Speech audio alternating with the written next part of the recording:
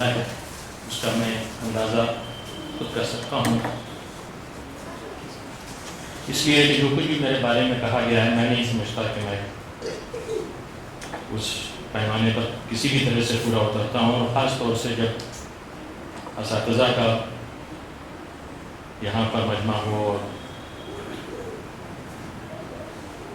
علمی گفتگو ہو رہی ہو۔ میں ایک سیاسی کارکن ہوں، ایک سیاسی جماعت سے میری وابستگی ہے، لہٰذا میری کم مائگی کا احساس آپ لوگوں کو ہوگا، اس لیے کہ جن بزرگوں سے میں نے قلم پکڑنا سیکھا اور جنہوں نے لفظ متعارف کرایا علی گڑھ میں، ان میں سے دو عظیم شخصیات ہمارے علی گڑھ کے دو عظیم نامور پروفیسر ٹیچرز اس وقت ایک صدارت فرمائے اور ایک ان کے برابر میں تشریف فرمائے۔ عارف الاسلام صاحب کا اچانک دعوت نامہ میرے پاس ٹیلی فون سے پہنچا کہ میں آج آپ اسٹاف کلب کے اندر ایک مذاکرہ ہے اور اس کے اندر سر سید کے سیاسی نظریات کے اوپر کچھ باتیں کہنی ہیں، اور ان کا انتخاب میری طرف ہوا تو مجھے بڑا تعجب بھی ہوا، اس لیے کہ میں تو ٹیکنالوجی کا آدمی ہوں، پیشے سے انجینئر ہوں، اردو زبان بھی ٹوٹی پھوٹی کسی ایک دستگاہ سے سیکھی ہے میں نے، اور ورنہ تو میرا کوئی تعلق نہیں ہے نہ زبان سے اور نہ کلام سے، لیکن اس مادر دستگاہ کا یہ احسان ہے میرے کہ مجھے وہ قوت گویائی عطا کی اس نے، جس سے کہ میں اپنے قلب سے کوئی چیز نکال کر سامنے کے بعد جو طالب ہیں ان میں ڈھال سکے۔ مسلم یونیورسٹی کی اسٹوڈنٹس یونین سے میری ٹریننگ ہوئی، اور اس ٹریننگ کے درمیان میں جب میں نے یہ محسوس کیا، 17 اکتوبر کے فنکشنز میں گیا اور وہاں پر میں نے دیکھا کہ ایک سر سید کو متعارف کرایا جاتا ہے، پھر ہم سمجھے سر سید ایسے ہی ہوں گے جیسا ہمیں متعارف کرایا جاتا ہے، مسلمانوں کے ایک سے بڑے عالم فاضل دانشور سر سید کو جس رنگ میں پیش کرتے تھے، کم سنی کا دور تھا، ذہنوں پر وہی اثرات مرتب ہوئے کہ اچانک علی گڑھ کے ایک بڑے نامور پروفیسر ایک فقرہ ایک کتاب میں میری نظر سے گزرا کہ جب مسلمانوں کے سیاسی اقبال کا سورج نصف النہار کو پہنچ کر بوجرا پہاڑی کے عقب میں غروب ہو گیا اور مسلمانوں کے اقتدار کے پرچم قلعہ معلیٰ کی فصیل پر سرنگوں ہو گئے، تو علی گڑھ کے اندر سر سید نے ایک نئے شاہجہان آباد کی بنیاد رکھی۔ میں نے ایسی تعریف آج تک کی زندگی میں سر سید کے تعلق سے یہ تعریف، اور جو لکھنے والے نے اس کے اندر جو احساسات ڈالے، شاید میری دسترس اس پر ہو گئی، اور میں نے یہ محسوس کیا کہ علی گڑھ کا مقصد شاید وہ نہیں تھا جس سے کہ ہمیں روشناس کرایا گیا۔ اس جذبے نے مجھے یاد ہے کہ ایک بار میں اسٹوڈنٹ یونین میں فسادات ہو چکے تھے، بہت سے فساد کے متاثرین یونین کے اطراف میں پڑے ہوئے تھے، 30 کلومیٹر اور 35 کلومیٹر سے مسلم خواتین اپنے بچوں کو گود میں لے کے پیدل بھاگتی ہوئی آئی تھی۔ مرحوم نسیم قریشی صاحب اور رحمان علی خان صاحب نے اس دور کے اندر اسٹوڈنٹس یونین کی سرپرستی کی، گائیڈ کیا، دونوں مرحوم ہو چکے ہیں۔ شہر سے بھی دو بزرگ ہمارے ساتھ شامل ہوئے، سیٹ نصیر صاحب۔ اس زمانے میں جب یہ ماحول تھا چاروں طرف سینکڑوں لوگ پڑے ہوئے تھے، تو اسٹوڈنٹس یونین کے اندر ایک جنرل باڈی میٹنگ میں یہ تمہید ضروری ہے تاکہ میں پھر وہ اس طرف آ سکوں جو آج کا عنوان، جو مضمون مجھے دیا گیا ہے، جس پہ مجھے بات کریں۔ تو وہاں تقریروں طالب علم جو اس وقت کی قیادت کی اس کی ہو رہی تھی، ایک مقرر کی حیثیت سے، طالب علم نمائندگی کی حیثیت سے مجھے بھی موقع ملا کہ میں اپنی بات کروں۔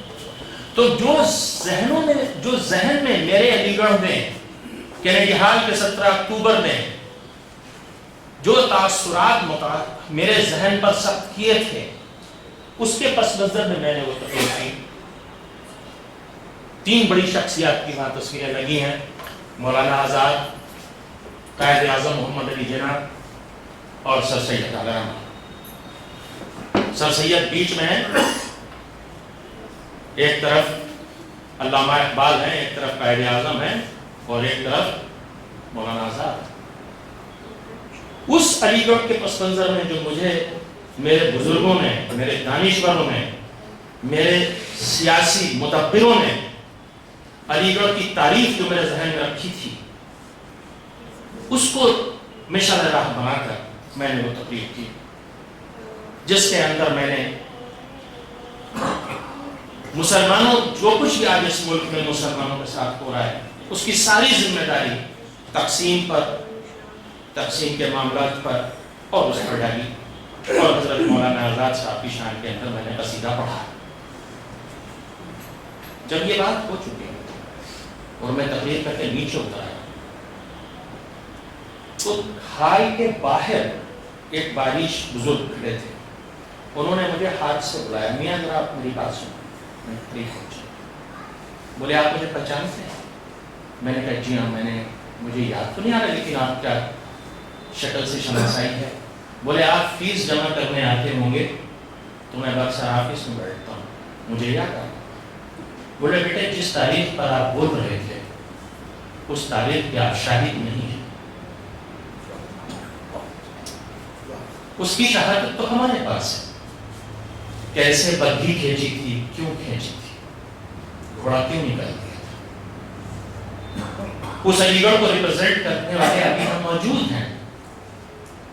آپ کو حق ہے اس بات کا کہ اپنے حال پر بولیے، آپ کو حق ہے اس بات کا کہ اپنے مستقبل پہ بولیے گا، لیکن جب تاریخ بھی بولنا شروع کریں آپ تو اپنا مطالعہ بڑھا لینا بیٹا۔ یہ سینئر کا تمہیں ایڈوائس ہے۔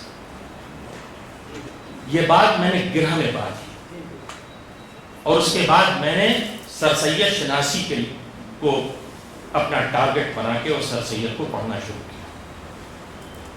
علی گڑھ والوں سے بھی پڑھا، ہندوستان کے دوسرے رائٹر سے بھی پڑھا، پھر پڑوسی ملکوں کے رائٹر سے بھی پڑھا، اور پھر بین الاقوامی سطح کے لوگوں سے پڑھا۔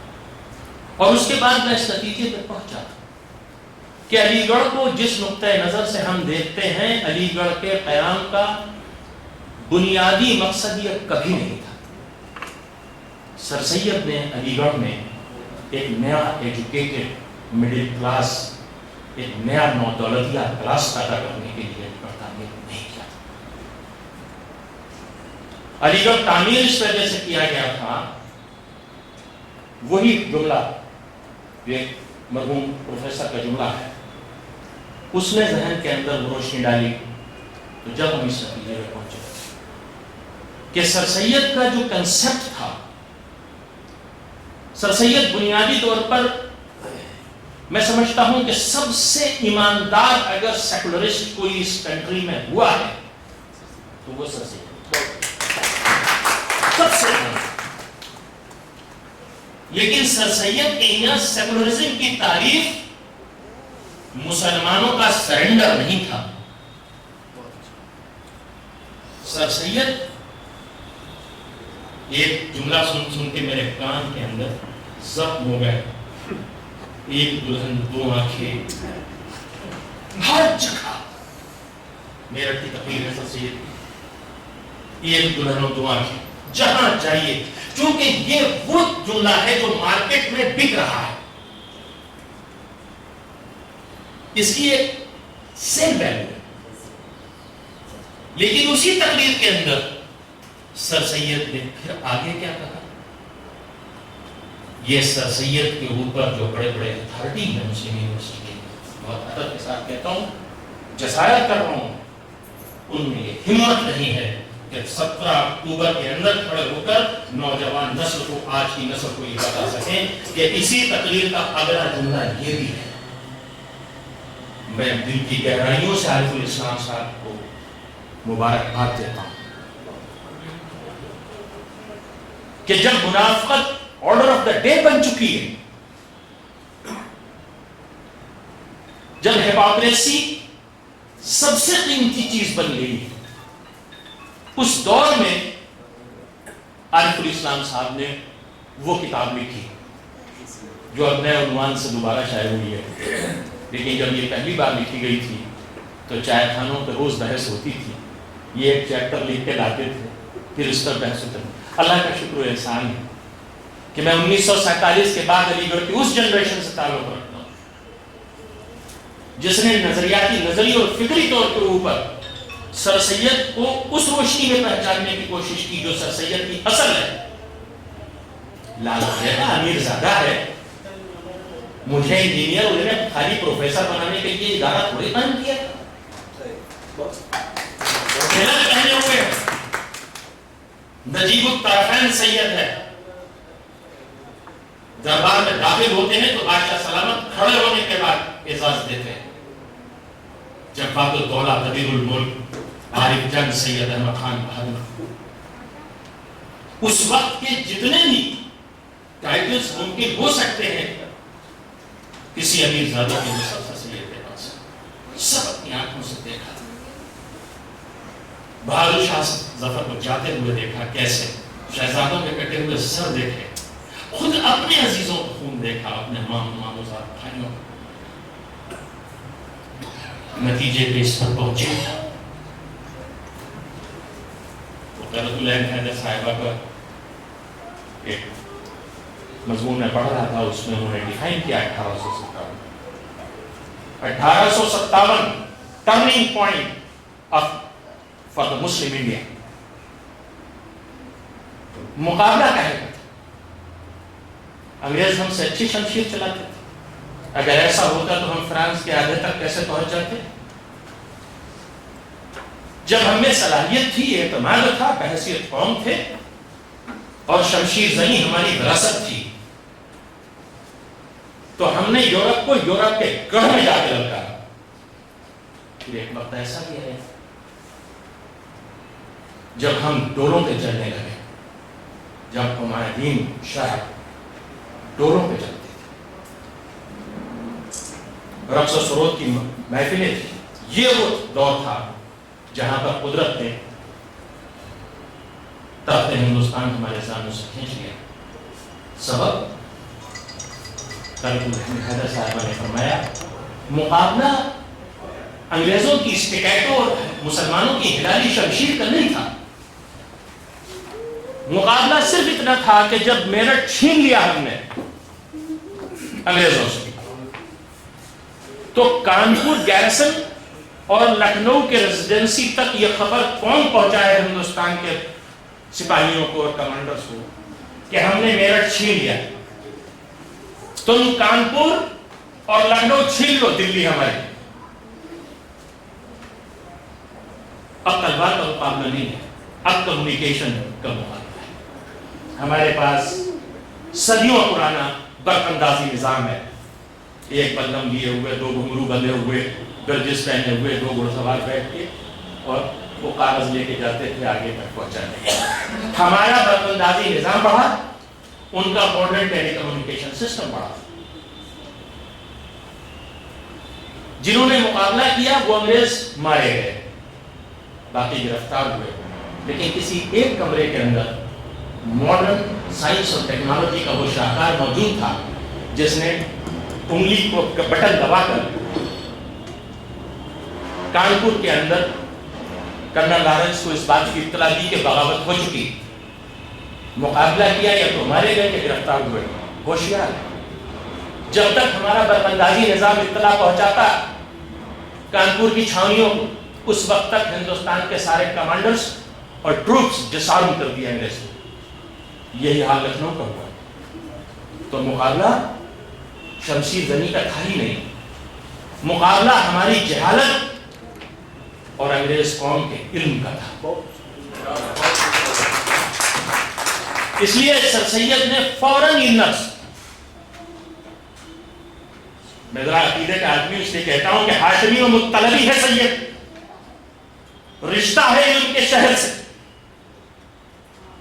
جبھی تو طاق حرم میں روشن ہے, ورنہ بھی کرتے کا تعلق طاق حرم سے.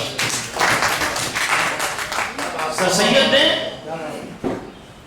یہ گرہ پکڑ کہ دنیا میں کچھ ہو چکا ہے. یہ ابھی سوچ ہی رہے تھے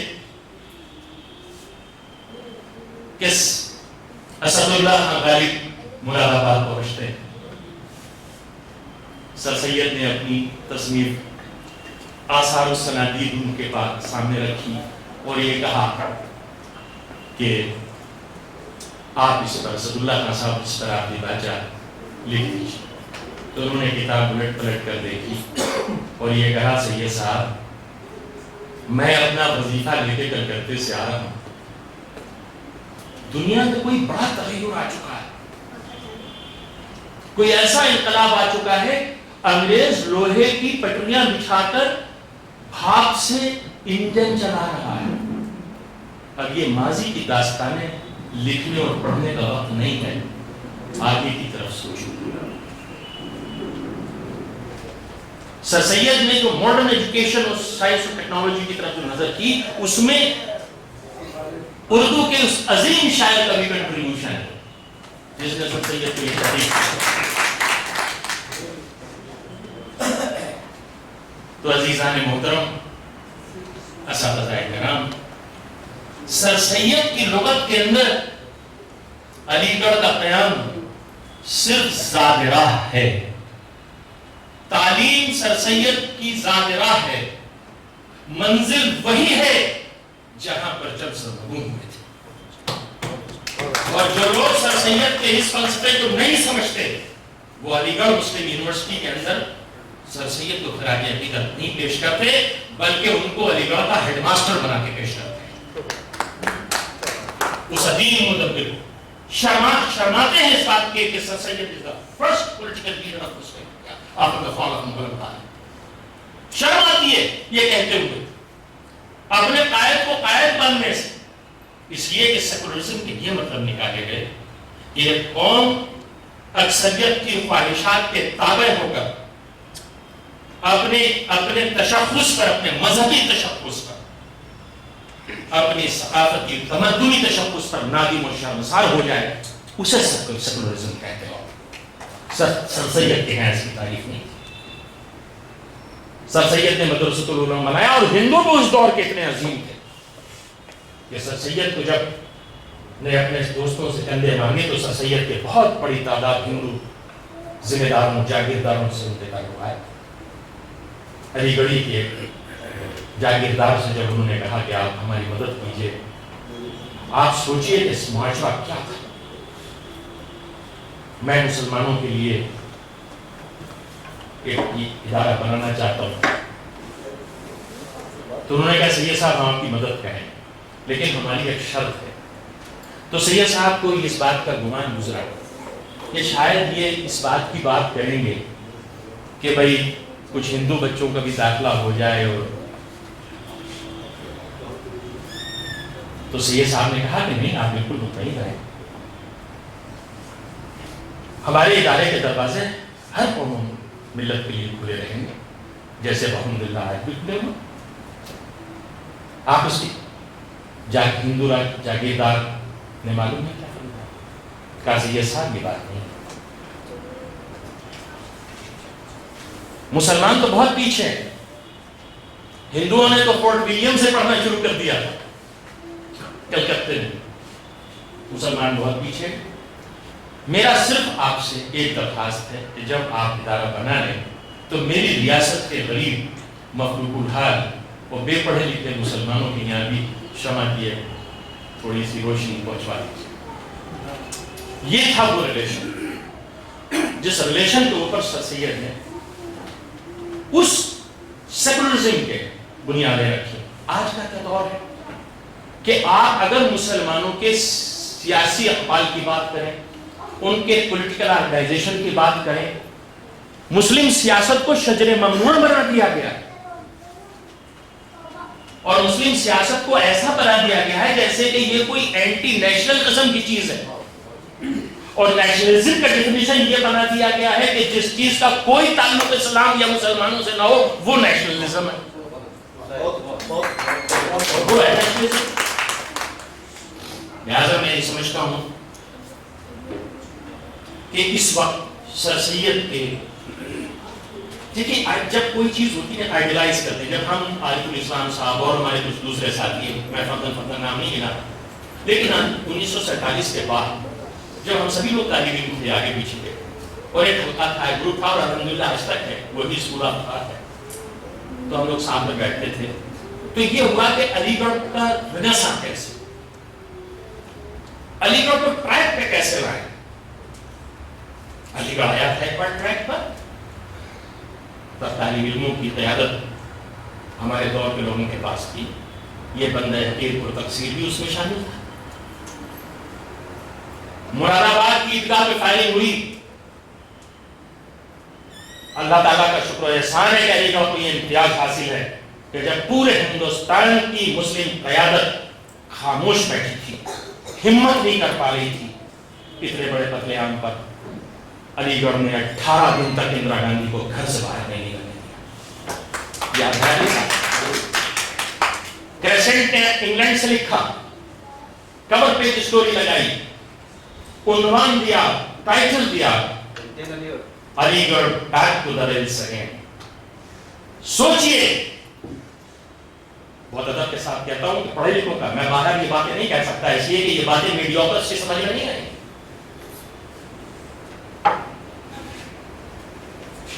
کریسنٹ نے لکھا لندن سے, Aligarh is back to the rails again. Hindustan کے اندر انڈین ایکسپریس نے ایڈیٹوریل لکھا, کنٹینٹ علی گڑھ. سمجھ رہے ہیں, آپ لاکھ اپنے آپ کو جس پیرائے میں چاہے بنا لیں, لیکن جس دن علی گڑھ سرنڈر کر گیا آپ سمجھ لیجیے, کیونکہ علی گڑھ کی بنیاد, میں دعوے کے ساتھ کہتا ہوں اور وہ لوگ غلط سمجھتے ہیں, علی گڑھ کی بنیاد کبھی بھی مذہب اسلام نہیں تھا, مسلم قومیت تھی.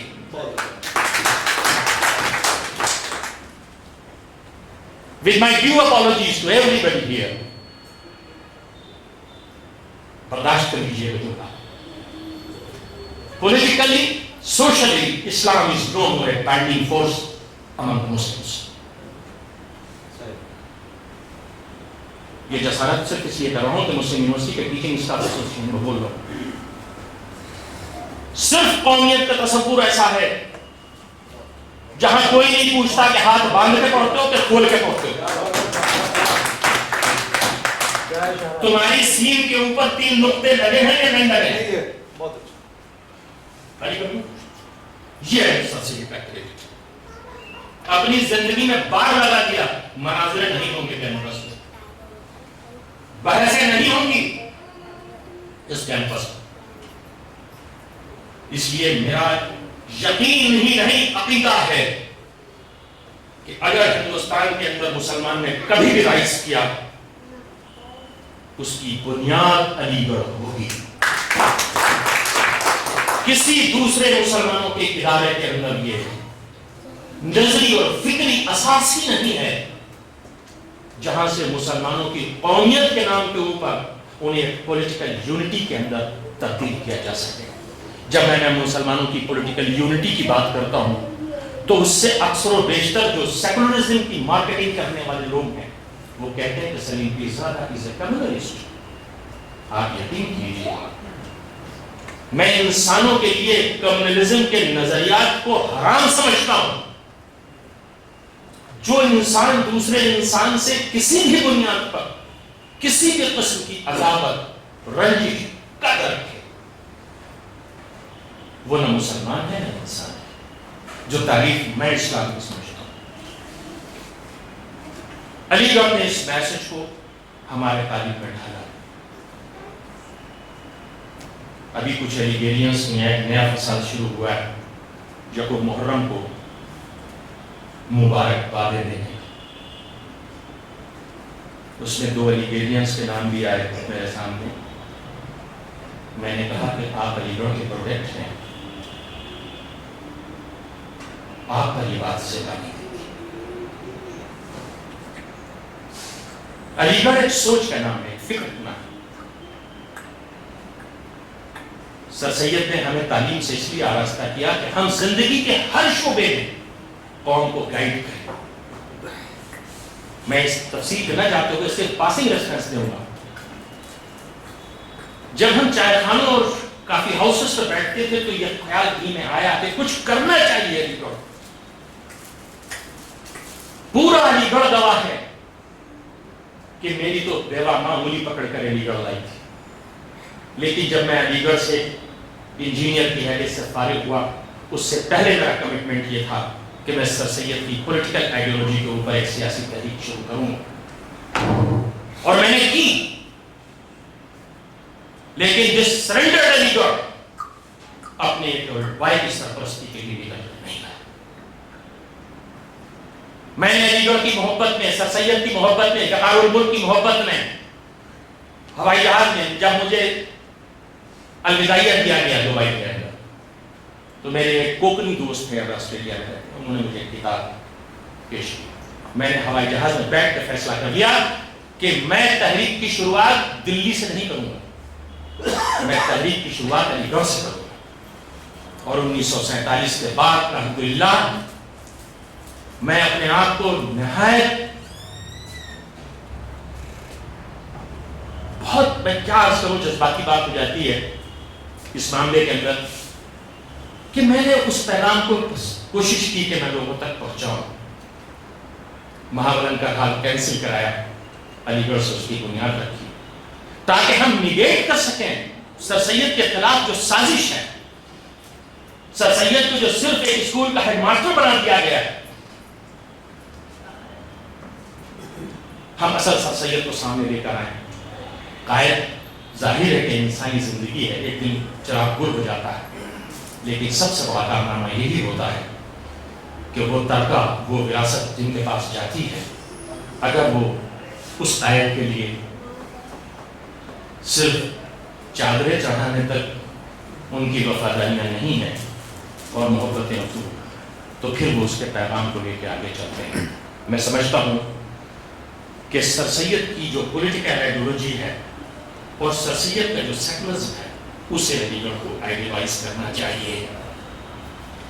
مسلمانوں کی فطری قومی امنگیں ہندوستان کے موجودہ سیاسی نظام کے سامنے گھٹنے نہیں ٹیکنے چاہیے. ہم ہندوستان کی ایک ایسی وراثت کے امین ہیں جس پر 830 برس کی حکمرانی اور ہندوستان کی خدمت, وہ تاریخ ہم سے وابستہ ہے. جب ہم دیکھتے ہیں کہ آج ہم نے اقتدار کے گلیاروں تک پہنچنے کے لیے منافقت کو, خوشامد کو اپنا شعار بنا دیا ہے, تو ہمیں بارہا سر سید یاد آتے ہیں. سر سید نے تو یہ کہا تو مضمون ہے خوشامد کے خلاف, اور آہستہ آہستہ خوشامد انسٹیٹیوشن بنتا جا رہا ہے. علی گڑھ میں بن چکا استاد محترم انسٹیٹیوشن. علی گڑھ تو بغاوت سکھاتا تھا, علی گڑھ تو تخم میں بغاوت ہے.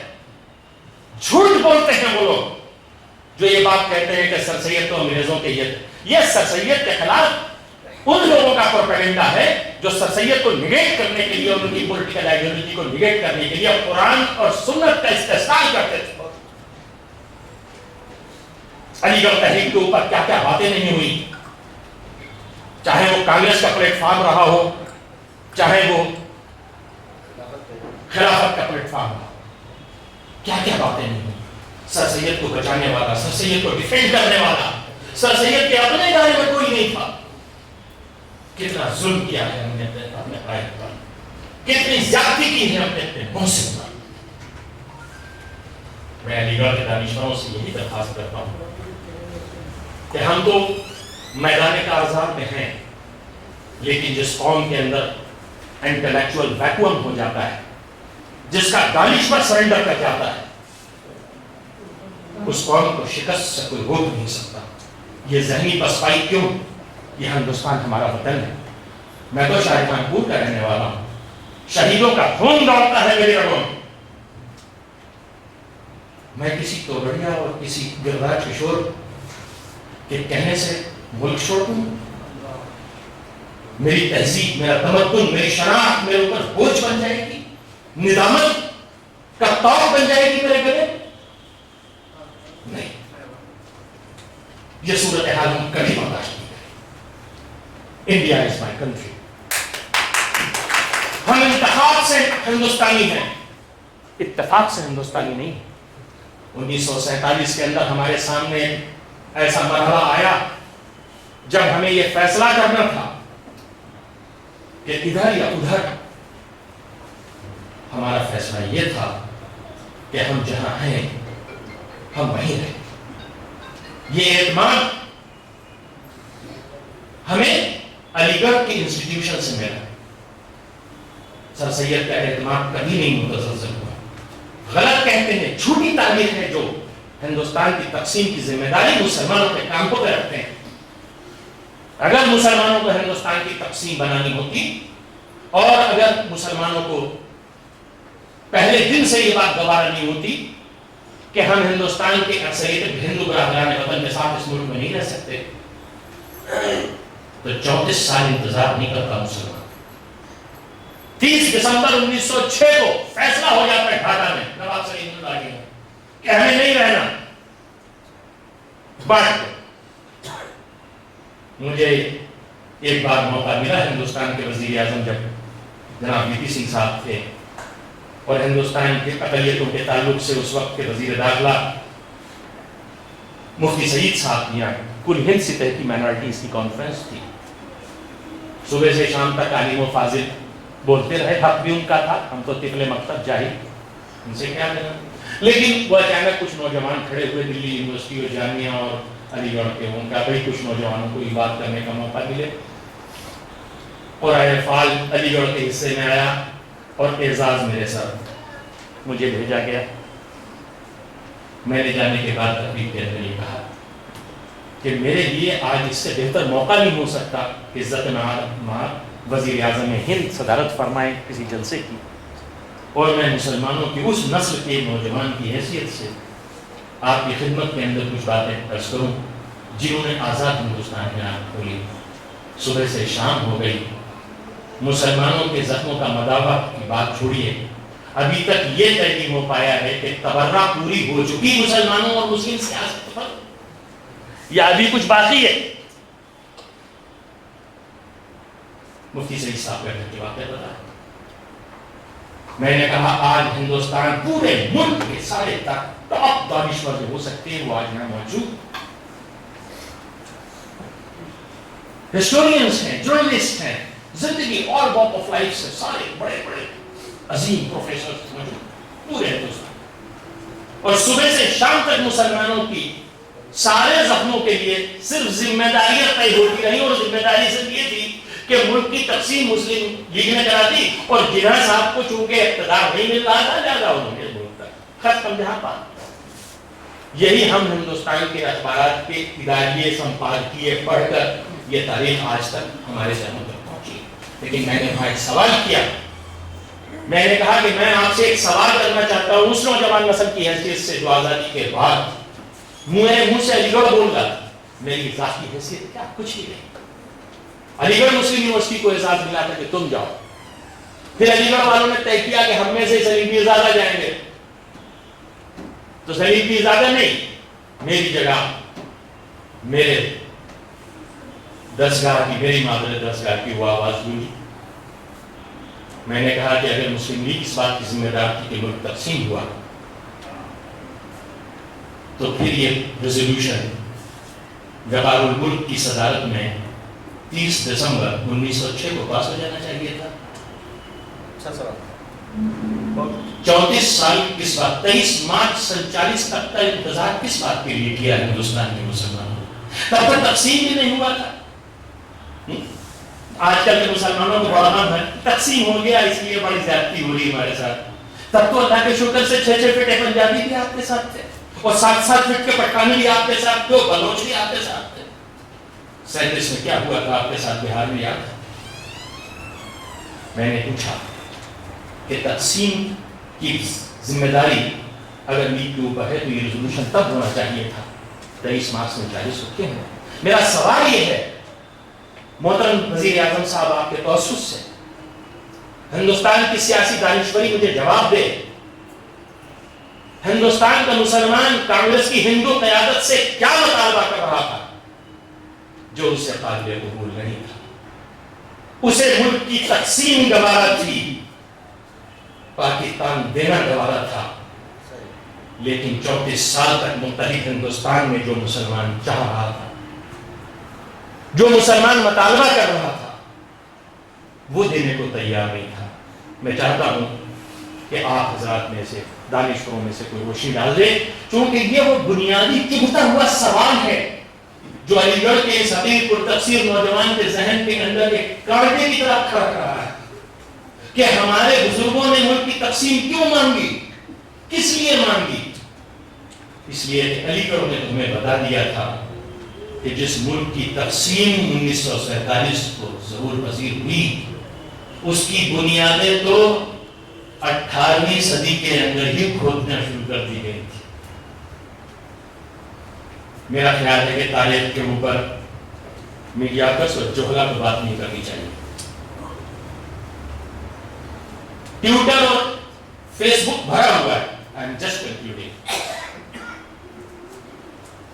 آپ دیکھ لیجیے اگر آج ہم سر سید کے نظریات کو دوبارہ سے اثر نو زندہ کریں اور علی گڑھ اس میں لیڈ لے تو سب سے پہلی بات میں کہتا ہوں کہ علی گڑھ ہی میں وہ پوٹینشیل ہے جو قوم کو مختلف کر سکتی ہے. اس لیے کہ علی گڑھ کی بنیاد پر آپ نے قومیت پر رکھی ہے.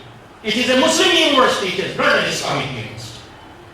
کیونکہ جیسے ہی آپ اسلامک یونیورسٹیز کا نام لیں گے تو یہ طے کرنا مشکل ہو جائے گا کہ کس کے کیسے رن ہوگی. ہمارا علی گڑھ تو وہ ہے جہاں ایک مسجد ہے اور 2 نمازیں ہوتی ہیں.